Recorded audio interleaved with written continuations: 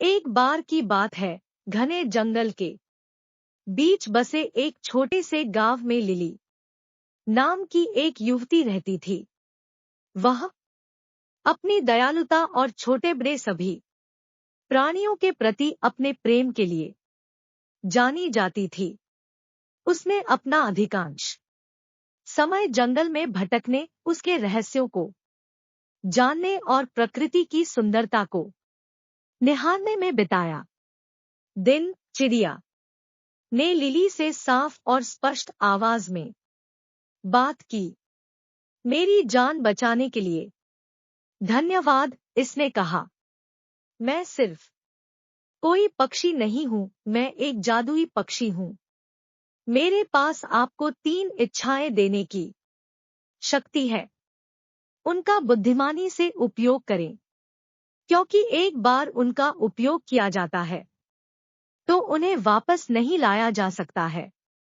Lily चकित और प्रसन्न थी। उसने लंबे समय तक और कठिन सोचा कि उसे क्या चाहिए। अंत में उसने अपनी पहली इच्छा की। मैं अपने गांव के लिए भरपूर फसल की कामना करती हूँ, ताकि कोई भी भूखा न रहे। अगले ही दिन गांव के चारों ओर के खेत भरपूर फसल से लहलहा उठे। लिली की दयालुता के लिए ग्रामीण चकित और आभारी थे। आशा को समझने की क्षमता की कामना की, और ठीक उसी तरह वह पक्षियों की चहचहाहट, मधुमक्खियों की भनभनाहट और पत्तों की सरसराहट को समझ सकती थी।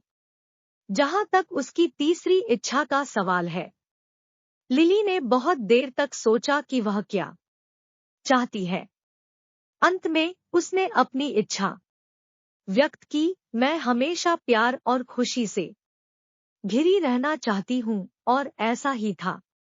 लिली ने अपना शेष जीवन प्रेम और प्रसन्नता से घिरा हुआ बिताया।